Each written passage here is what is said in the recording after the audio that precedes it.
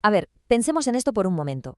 ¿Qué pasaría si el mundo que conocemos hoy se hubiera dibujado a partir de un simple error de cálculo? Bueno, pues a finales del siglo XV, una idea que parecía una locura lo cambió absolutamente todo. La idea de llegar a Asia, pero navegando hacia el oeste.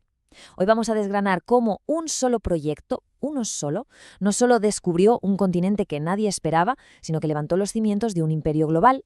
Un imperio movido, claro está, por la ambición, la conquista y sobre todo una sed de riqueza que parecía no tener fin. Y aquí está la pregunta clave, ¿eh? La que lo empieza todo. ¿Y si la ruta más rápida al este estuviera en realidad al oeste? O sea, una idea que en su momento sonaba a completa locura.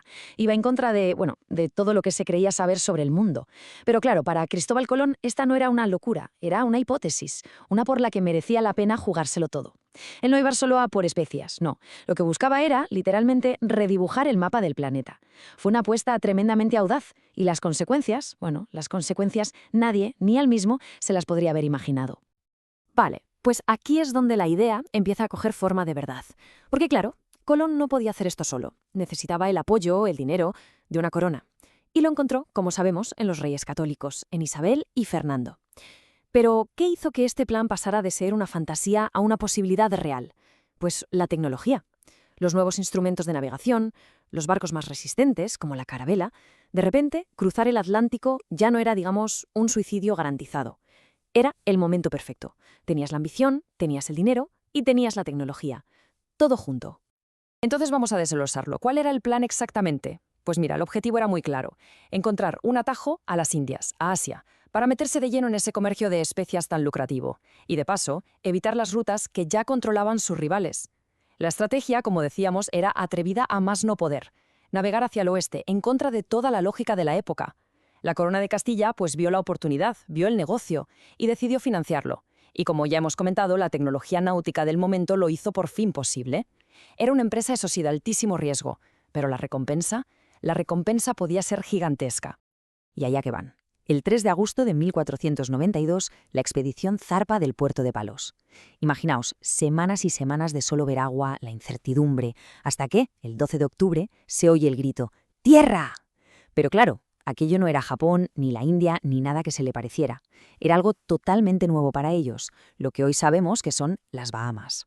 El impacto de la noticia fue un terremoto, tan grande que solo 2 años después, en 1494, las dos grandes potencias marítimas del momento, Castilla y Portugal, ya se estaban repartiendo el pastel de este nuevo mundo, firmando un tratado, así de rápido. Imaginaos la atención del momento. De repente, Castilla tiene la llave de un territorio inmenso, desconocido, lleno de posibilidades. Y su principal competidor, Portugal, que llevaba décadas explorando África, pues obviamente no se iba a quedar mirando. El conflicto parecía inevitable, estaba a punto de estallar. Así que, antes de que la cosa fuera más, los diplomáticos se pusieron a trabajar para trazar literalmente una línea en el mapa del mundo. Y el resultado de esa negociación fue el famoso Tratado de Tordesillas.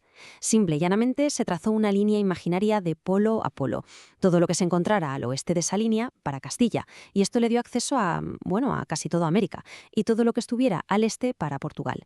Esto les garantizaba el control de África, de Asia y, por un capricho de la geografía, de lo que hoy es la costa de Brasil. Hay que pararse a pensar en la audacia de esto, ¿eh? 2 reinos de Europa repartiéndose el planeta entero con una regla y un mapa, sin preguntar, claro, a los millones de personas que ya vivían allí. Una vez que el mundo estuvo repartido, sobre el papel, la fase de exploración se acabó muy rápido. Ahora tocaba otra cosa. Empezaba la era de la conquista. Y aquí hay que ser muy claros. No llegaron a un continente vacío, no. Se encontraron de frente con imperios que llevaban allí siglos, con ciudades enormes, ejércitos organizados y culturas muy ricas. Y el choque, como es de imaginar, fue brutal. El primer gran capítulo de esta conquista nos lleva al actual México. Y el protagonista es un hombre, Hernán Cortés. Al frente de un grupo muy reducido de españoles, se lanzó a la conquista del poderosísimo imperio azteca. Fue una campaña increíble, marcada por la estrategia militar, sí, pero también por las alianzas con otros pueblos locales que estaban sometidos por los aztecas. Y por una violencia implacable que terminó con la caída de su impresionante capital, Tenochtitlan. Y casi al mismo tiempo, pero mucho más al sur, la historia se repetía casi como un calco. Esta vez los nombres eran Francisco Pizarro y Diego de Almagro, y su objetivo era el otro gigante del continente, el Imperio Inca. Estamos hablando de una civilización súper organizada que controlaba la geografía inmensa y complicadísima de los Andes. Pues su caída fue igual de rápida y desde luego igual de trascendental. O sea, es que en apenas unas décadas, los dos imperios más potentes de América, el azteca y el inca, habían desaparecido del mapa. El control de la corona de Castilla sobre el continente era ya casi absoluto, pero la ambición no paró ahí. En la segunda mitad del siglo se consiguió lo que Colón había soñado, pero de una forma totalmente inesperada. Cruzaron el Pacífico desde América y se anexionaron las Filipinas, y así crearon un imperio en el que, ahora sí literalmente, nunca se ponía el sol. Vale, la conquista militar ya estaba hecha, pero ahora venía un desafío quizá todavía mayor. La gran pregunta era, ¿cómo se gobierna un imperio de este tamaño, tan gigantesco, desde el otro lado del océano? Ya no bastaba con soldados. Hacía falta una burocracia, hacían falta leyes, un sistema para mantener el control y, lo más importante de todo, para sacar toda la riqueza de allí de forma eficiente. Pues la respuesta a ese problema fue crear el Consejo de Indias. Pensemos en él como el cerebro, el centro de control de todo el imperio americano, pero un cerebro que estaba en España. Desde sus despachos en Castilla, este organismo tomaba absolutamente todas las decisiones importantes. Creaba las leyes, nombraba a los funcionarios, supervisaba hasta el último detalle de la administración. Todo el poder, todo, estaba centralizado ahí. La estructura de poder era súper vertical, muy clara. Arriba del todo, el rey, autoridad absoluta. Sus órdenes bajaban al Consejo de Indias, que las transformaba, digamos, en leyes y políticas concretas. Y luego, en América, el encargado de que todo eso se cumpliera era el virrey. Esta cadena de mando tan clara garantizaba que, a pesar de los meses de viaje en barco, el control real siempre estuviera en España.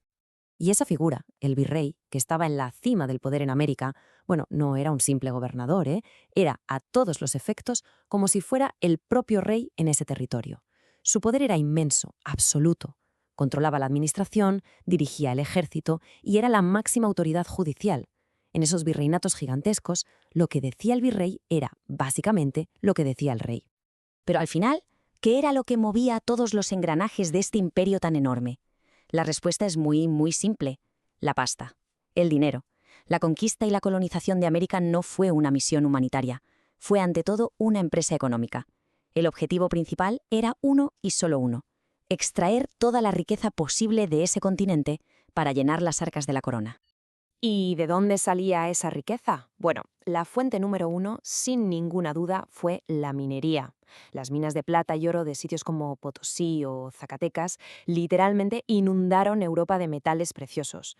Además, todo el comercio con América era un monopolio estricto, controladísimo por la Casa de Contratación de Sevilla. También estaban las actividades agropecuarias, claro. Pero, y esto es fundamental entenderlo, nada de esta riqueza se habría conseguido sin la explotación masiva de la mano de obra nativa y, por supuesto, de los esclavos traídos a la fuerza desde África. Es que no hay una forma más directa de decirlo. Todo el sistema, toda la estructura se puede resumir en esta frase. La explotación de los recursos económicos americanos fue una gran fuente de ingresos para la monarquía. Punto. Cada ley que se escribía, cada batalla que se libraba, cada barco que cruzaba el océano, todo servía a este único y fundamental propósito. Y con esto cerramos este repaso. Pero claro, la historia nunca termina del todo, porque todas esas fronteras que se dibujaron, esas economías dependientes que se crearon, esas desigualdades sociales que nacieron durante esos 3 siglos de imperio, no desaparecieron de la noche a la mañana con las independencias. Así que la pregunta que queda en el aire es, ¿hasta qué punto la América de hoy en día sigue siendo un reflejo de aquel mapa que trazaron conquistadores y virreyes hace ya 500 años?